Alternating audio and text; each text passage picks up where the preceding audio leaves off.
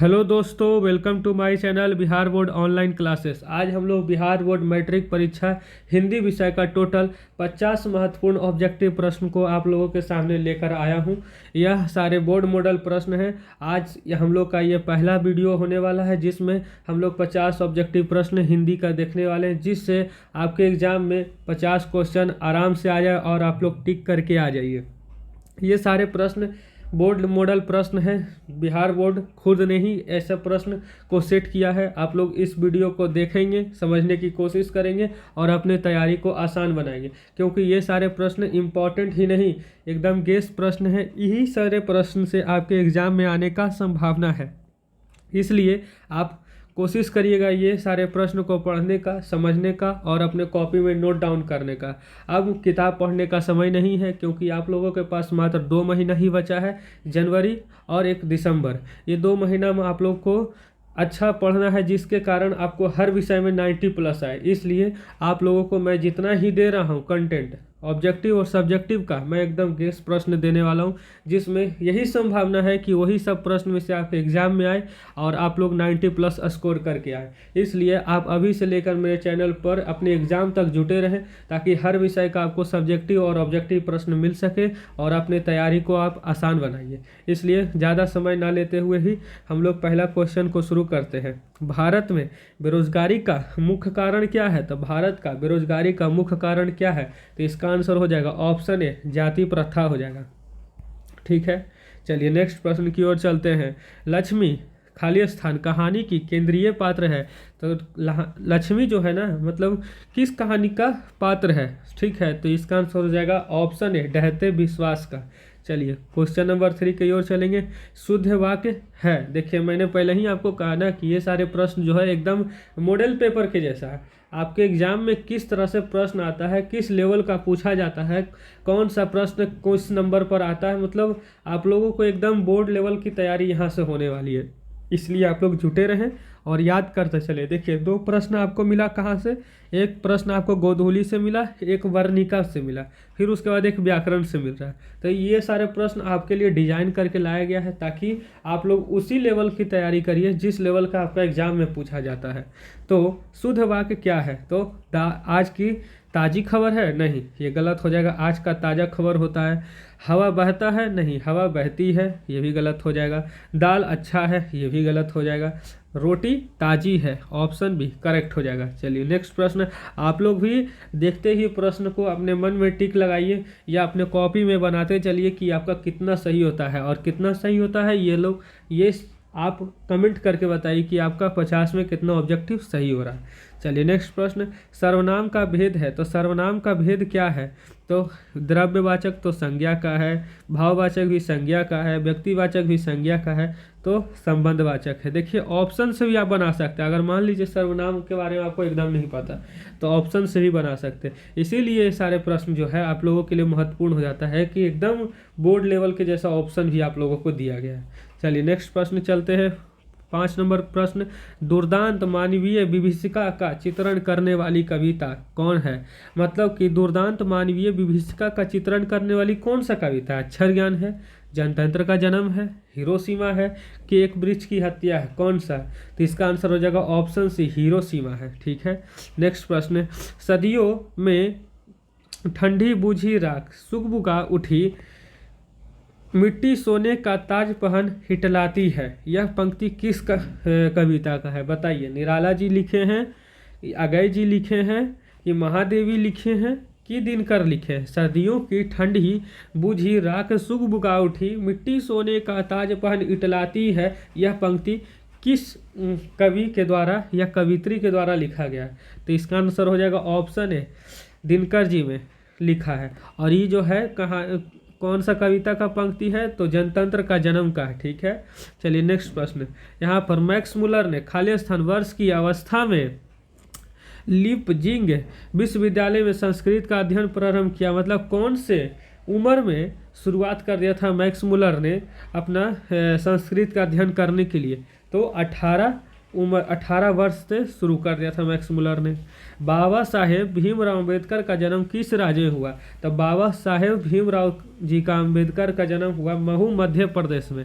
मध्य प्रदेश में एक जगह है महू, वहाँ जन्म हुआ था बाबा साहेब भीमराव अंबेडकर का। ठीक है। मेरे बिना तुम प्रभु पाठ के लेखक कौन है? तो मेरे बिना तुम प्रभु पाठ के लेखक इसमें से कौन है? तो 9 का हो जाएगा ऑप्शन डी, रेनर मारिए रिल्के जी। ठीक है। चलिए 11वां नंबर प्रश्न, 10वां नंबर प्रश्न में चलेंगे। सरहपाद की कृति है, सरहपाद की कृति क्या है? दोहा कोश है, पृथ्वीराज रासो है, मेघदूतम है कि मृच्छकटिकम है? तो इसका आंसर हो जाएगा ऑप्शन ए, दोहा कोश है। चलिए क्वेश्चन नंबर 11 में चलेंगे हम लोग। स्वर संधि का उदाहरण है, स्वर संधि का उदाहरण इसमें से कौन है? तो वाग्देवी, अच्छादान, अच्छादन, पूर्ण जन्म या वधु उत्सव, वधुत्सव। तो इसका आंसर हो जाएगा ऑप्शन सी, वधुत्सव है। स्वर संधि का उदाहरण कौन है? वधु उत्सव। चलिए नेक्स्ट प्रश्न, पंडित बिरजू महाराज का जन्म कब हुआ? तो पंडित बिरजू महाराज जी का जन्म 1938 ईस्वी में हुआ। देखिए यहाँ लेखक जो है और जो भी कहानी के केंद्रीय पात्र है उन लोगों के बारे में भी क्वेश्चन पूछा जा रहा है आप लोगों को। इसलिए आप अगर लाइन बाय लाइन गोधुलू जो है, गोधूली जो आपका कविता ये है ना किताब, अगर लाइन बाय लाइन पढ़े होंगे तो आपसे ये भी प्रश्न नहीं रुक रहा होगा। लेकिन अगर आप पढ़े नहीं हैं गोधूली भाग का किताब तो कोई परेशान नहीं होना आप लोगों को। अभी से लेकर आपको इसी सीरीज में टोटल के टोटल 10 से 12 मॉडल पेपर का कराया जाएगा प्रश्न। देखिएगा आपको उसी से कोई 50 क्वेश्चन एग्जाम में आ जाएगा, इसलिए परेशान होने की बात नहीं है। नेक्स्ट प्रश्न की ओर चलेंगे। लेखक को मछली खाने से किसने मना किया था? लेखक को मछली खाने से किसने मना किया था? पिता ने, भाई ने, बहन ने कि माँ ने? तो इसका आंसर हो जाएगा ऑप्शन बी, माँ ने। पंडित बिरजू महाराज, ठीक है, पंडित बिरजू महाराज साल के थे कितने, मतलब कि पंडित बिरजू महाराज कितने साल के थे तभी उनके पिता का देहावसान हो गया? मतलब पंडित बिरजू महाराज का कितना उम्र उस समय हो रहा था जिस समय इनका पिताजी का मृत्यु हो गया था? तो 9.5 वर्ष हो रहा था पंडित बिरजू महाराज जी का। चलिए नेक्स्ट प्रश्न की ओर चलेंगे। 15 नंबर, दही वाली मगम्मा पाठ के लेखक कौन है? तो दही वाले मगम्मा पाठ के लेखक हैं श्रीनिवास। आपको बोले ना, देखिए इतना कहाँ बीच में ग्रामर घुसाया गया, आपसे पूछा गया, फिर गोधूली पाठ मतलब गोधूली किताब का प्रश्न पूछा गया, अब देखिए वर्णिका का प्रश्न पूछा जा रहा है। इसलिए आप लोगों के लिए डिजाइन प्रश्न करके आया है। निम्नलिखित में से कौन सा विशेषण का भेद नहीं है? विशेषण का भेद कौन नहीं है? तो प्राविशेषण, क्योंकि विशेषण का विशेषता बताने वाले को ही प्राविशेषण कहते हैं। तो गुणवाचक, संख्यावाचक, परिणामवाचक ये सब विशेषण का भेद है। चलिए 17 नंबर प्रश्न की ओर चलेंगे। रामधारी दिनकर का जन्म कौन सा जिला में हुआ? तो रामधारी सिंह दिनकर जी का जन्म सीतामढ़ी, मुजफ्फरपुर, जमुई की बेगूसराय? तो रामधारी सिंह दिनकर जी का जन्म बेगूसराय में हुआ था, ऑप्शन सी। स्वामी विवेकानंद ने वेदांतियों का वेदांती किसे कहा है? देखिए एकदम बुक का लाइन से क्वेश्चन ये उठा के दिया गया है कि स्वामी विवेकानंद ने वेदांतियों का वेदांती किसे कहा है? तो टी.एस. एलियट को कहा है कि मैक्स मुलर को कहा है कि आपको राजा राम मोहन राय को कहा है कि दयानंद सरस्वती को कहा है? तो मैक्स मुलर को इन्होंने कहा है, ऑप्शन सी करेक्ट हो जाएगा।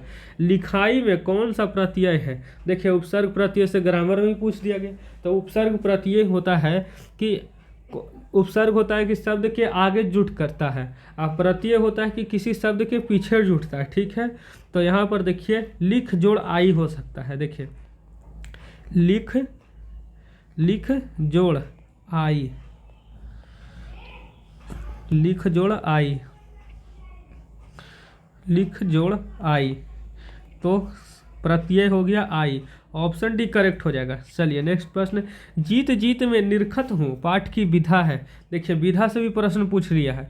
पहले आपको गोधूली से पूछा, वर्णिका से पूछा, ग्रामर से भी पूछा, अब उसके बाद पूछ रहा है कि ये पाठ की विधा क्या है? जीत जीत में निरखत हूँ, तो इसका आंसर हो जाएगा ऑप्शन ए, साक्षात्कार है, इंटरव्यू है। चलिए शुद्ध शब्द है, देखिए अब शुद्ध शब्द से भी प्रश्न है, तो शुद्ध शब्द इसमें से कौन है? तो ऑप्शन ए हो जाएगा अभिलाषा। नेक्स्ट प्रश्न, स्वर संधि का उदाहरण इसमें से कौन नहीं है? तो स्वर संधि का उदाहरण ग्रीस, एकाएक महेंद्र, ये सब है, लेकिन आंसर डी मतलब ऑप्शन डी हो जाएगा बागपति। बागपति जो है स्वर संधि का उदाहरण नहीं है। चलिए 23वां नंबर प्रश्न की ओर चलेंगे। लेखक के घर में मछली कौन खाता है? तो लेखक के घर में मछली कौन खाते हैं? तो लेखक के पिता खाते हैं। ऑप्शन भी करेक्ट हो जाएगा। अधर्म में कौन सा उपसर्ग है? देखिए मैंने अभी बताया उपसर्ग आगे जुड़ता है, आ जोड़ धर्म हो गया, ठीक है, तो आ हो जाएगा, ऑप्शन ए करेक्ट हो जाएगा। चलिए, सब पुराने अच्छे नहीं होते, सब नए खराब नहीं होते, यह उक्ति किसकी है?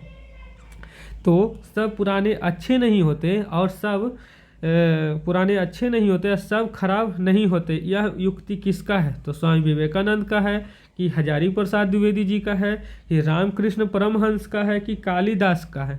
तो इसका आंसर हो जाएगा ऑप्शन डी, कालिदास जी का है, ठीक है। सब पुराने अच्छे नहीं होते, सब नए खराब नहीं होते। चलिए 26 नंबर प्रश्न की ओर चलेंगे। रामधारी सिंह दिनकर रचित पाठ है, रामधारी सिंह दिनकर रचित पाठ कौन सा है? तो जनतंत्र का जन्म है, आपको मैंने पहले ही बता दिया है। चलिए 27 नंबर, सावरदैया किस भाषा के सफल कहानीकार हैं? तो सावरदैया जो है राजस्थानी भाषा के सफल कहानीकार हैं। 28 नंबर प्रश्न में चलेंगे। गुणवाचक विशेषण है 3 किलो जो है, ये तो है आपका 3 किलो, 4 तो संख्यावाचक हो गया आपका, ये नहीं होगा। अधिक, ये भी नहीं होगा। 3 किलो, ये भी नहीं होगा। अच्छा हो जाएगा आपका, ऑप्शन डी करेक्ट हो जाएगा। गुणवाचक विशेषण अच्छा, ऑप्शन डी हो जाएगा, ठीक है।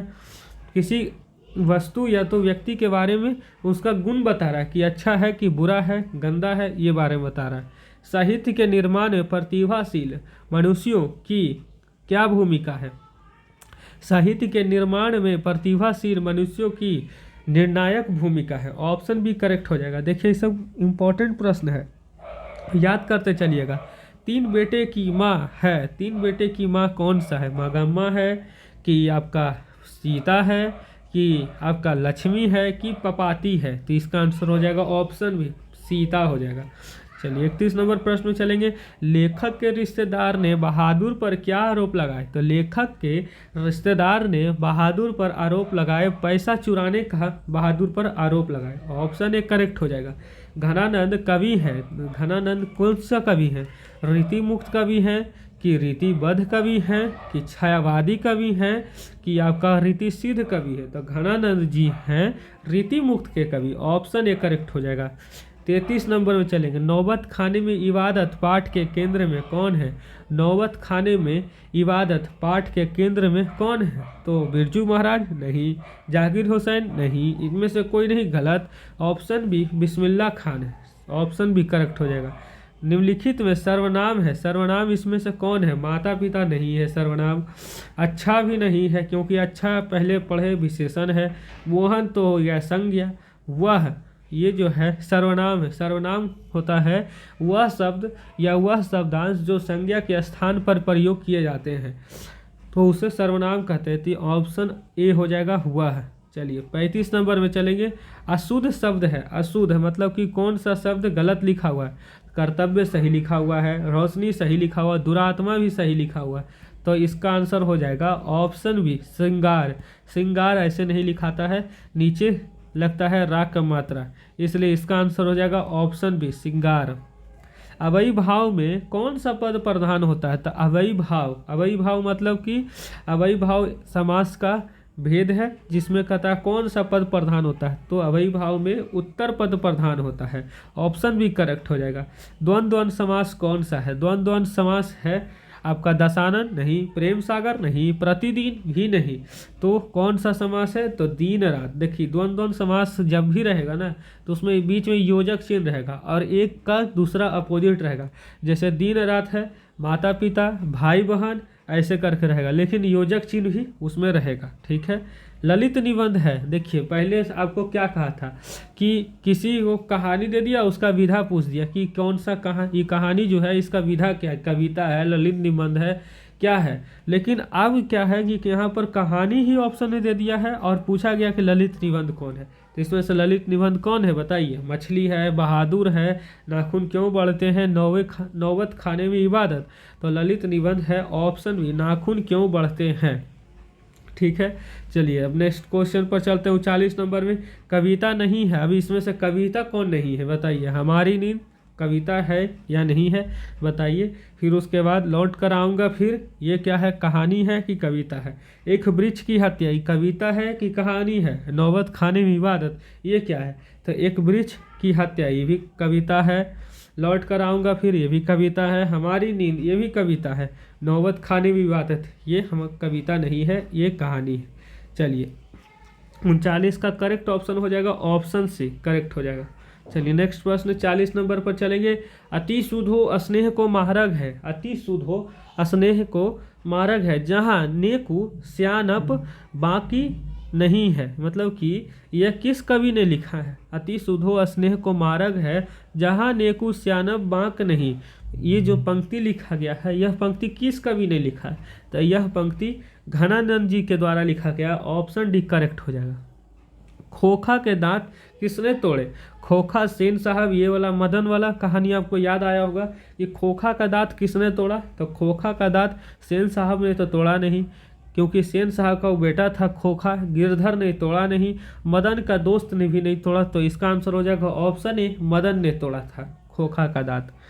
ठीक है। जाराशाही में कौन था, जाराशाही कहाँ का या तो कौन था, मतलब खाली स्थान दिया गया बताइए। तो जारशाही कहाँ का था, फ्रांस का तो नहीं था, चीन का, नेपाल का, ये सब का नहीं, सोवियत रूस का था। ऑप्शन ए करेक्ट हो जाएगा 42 का। 43 है, फ्रांस का मुख्य कला केंद्र रहा है। फ्रांस में मुख्य कला केंद्र कहाँ रहा है, तो बताइए। एफिल टावर रहा है कि एवेन्यू रहा है कि इनमें से कोई नहीं, कि ए और बी। देखिए एफिल टावर का चर्चा आपके गोधूली पाठ में, मतलब गोधूली जो बुक है उसमें कहीं भी चर्चा नहीं हुआ है एफिल टावर के बारे में। इनमें से कोई नहीं तो हो ही नहीं सकता, ए और बी तो हो ही नहीं सकता, तो ऑप्शन बी एवेन्यू होगा करेक्ट आंसर। ठीक है। 43 का ऑप्शन बी हो जाए करेक्ट। द्रव्यवाचक संज्ञा का उदाहरण क्या है। द्रव्यवाचक संज्ञा का मतलब हो गया कि किसी वस्तु को नापा या तौला ना जा सके। ठीक है। जैसे कि कच्छा, कच्छा को, ये तो कच्छा है, ये नहीं होगा क्योंकि ये आ जाएगा आपके जातिवाचक में। ठीक है। शहर, ये भी नहीं होगा क्योंकि शहर भी आ जाएगा जातिवाचक में। गुच्छा, गुच्छा आ जाएगा समूहवाचक में। लेकिन तेल जो है इसको नापा तौला जा सकता है, इसी को हम कहेंगे द्रव्यवाचक संज्ञा है। 44 का आंसर ऑप्शन बी हो जाएगा। ठीक है। नेक्स्ट प्रश्न 45 नंबर। 45 नंबर में पूछा गया हिंदी के आदि कवि कौन है, मतलब आदि कवि के बारे में बताइए। तो हिंदी के आदि कवि सरहपाद तो नहीं है, आमिर खुसरो नहीं है, बिहारी लाल जी नहीं है, तो चंद्र बरदाई है। हिंदी के आदि कवि कौन है, चंद बरदाई है। ऑप्शन ए, 45 का ऑप्शन ए करेक्ट हो जाएगा। 46 में जन्म से ही पागल है, जन्म से पागल कौन था, तो जन्म से पागल मंगू थी। ऑप्शन डी करेक्ट हो जाएगा। देखिए वर्णिका से अच्छे खासे प्रश्न पूछा जा रहा है, इसलिए वर्णिका अलग किताब पर 3 ही कहानी है, आपको थोड़ा सा ज़्यादा ध्यान देना चाहिए वर्णिका पर। तार सप्तक का संपादन किसने किया, राम इकबाल सिंह राकेश ने नहीं, महादेवी वर्मा जी ने नहीं, जयशंकर प्रसाद ने नहीं। तार सप्तक का संपादन अगय जी ने किया था, सचिदानंद हीरानंद वात्स्यायन अगय जी ने किया था। ऑप्शन डी करेक्ट हो जाएगा। नलिन विलोचन शर्मा जी का जन्म कब हुआ था, नलिन विलोचन शर्मा जी का जन्म कब हुआ, तो ऑप्शन सी करेक्ट हो जाएगा। 1916 में हुआ था इनका जन्म। ठीक है। रंगरप्पा क्या था, रंगरप्पा व्यापारी तो था नहीं, किसान तो था नहीं, वकील भी नहीं था। रंगरप्पा क्या था, तो जुआरी था। ऑप्शन ए करेक्ट हो जाएगा। चलिए 50 नंबर प्रश्न पर हम लोग आ चुके हैं। तत्पुरुष समास का उदाहरण नहीं है, तो तत्पुरुष समास का उदाहरण कौन नहीं है, तो ऑप्शन डी चौराहा नहीं है। चौराहा है द्विगु समास का। ठीक है। 4 राहों का समूह जिसे कहते हैं चौराहा। चलिए आज का 50 प्रश्न यहीं पर ख़त्म होता है। ये सारे प्रश्न इंपॉर्टेंट प्रश्न हैं, याद करते जाएंगे। जो गलती हो रहा है उसको अपने कॉपी में नोट करते जाएंगे। आपको दूसरा वीडियो भी मिलेगा जल्द, उस सब में भी 85 क्वेश्चन आपका इंपॉर्टेंट कराया जाएगा। फिर 50 से ज़्यादा होगा तो आप लोगों को बताया जाएगा। इसलिए आज के लिए इतना ही। Thanks for watching my video.